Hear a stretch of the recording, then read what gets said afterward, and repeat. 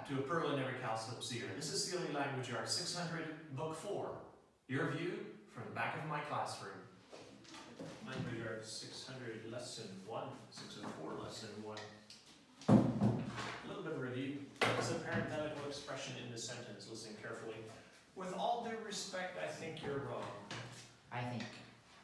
No. That's tricky. With all due respect, I think you're wrong. With all due respect. With all due respect. We can cut that from the sentence, I think you're wrong, and the sentence still works. If we cut I think, with all due respect, you're wrong. That's also good, right? It could work, but it feels like I think is a little more important than with all due respect still. What do we call a sentence that expresses strong feeling? Exclamatory. Exclamatory. And what do we call a little word that expresses strong feeling? Interjection. Interjection. Good. We interjected in there. Is this a simple or a compound sentence? The dog wolfs his food, but the cat picks at hers. Compound. Compound. Good. I didn't have room to write those on the board. They would have been easier if I would have written them there. The new lesson is about adverb phrases. But we need to first of all talk a little bit about an adjective. And adjectives modify nouns or pronouns, and they tell which, who, how many, and what kind. good. How many and what kind of. Which, whose, how many, and what kind of. And then adverbs modify verbs, adjectives, or other adverbs, and they tell How, when, where, and why. how and where. I'm going to go to what extent. Yeah? Yeah. They said why, I know. Okay, you could go why. Why is kind of another thing. If you understand the difference between adverbs and adjectives, you're going to go a long ways in this lesson. So today we're talking about adverb phrases, and adverb phrases are as the adjective phrases were. They're prepositional phrases. So let's get that down first. They start with prepositions and with the object of the preposition, but they're going to work in the sentence as an adverb. They're going to modify verbs, adjectives, or adverbs, usually verbs, and they're going to tell how, when, where, or why. The job became dull after a while. After a while. After a while, there's a prepositional phrase. Now, what is it modifying?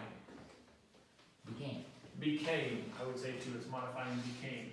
Became is a verb. This is telling when. We know that's an adverb prepositional phrase. What's the prepositional phrase in the next one? Jordan set the plants inside the greenhouse. Inside the greenhouse. Inside the greenhouse. What is it modifying? Set. Set. Good. And it's telling where.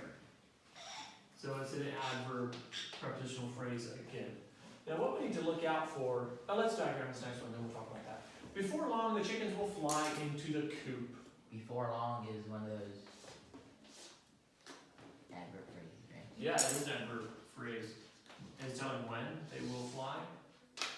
And into the coop is telling where they will fly. So to diagram it very small here, verb will fly.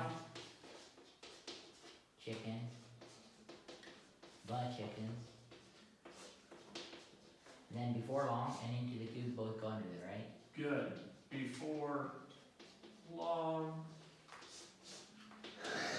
into the coop. Before long, the chickens will fly into the coop. Good. Now let's look at these two right here. The dog under the table was sleeping. The dog hid under the table. Our prepositional phrase in each one is under the table, under the table. In the one, it's an adjective, and the other one, it's an adverb. What is it in this first one? The dog under the table was sleeping. Adjective. Adjective. And so here it's an adverb modifying it. A few clues. Number one, adjective phrases always come directly after the word they modify.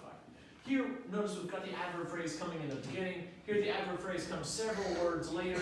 Here it comes several words later. So we could ask, is this an adjective phrase inside the greenhouse? Is it saying which plants?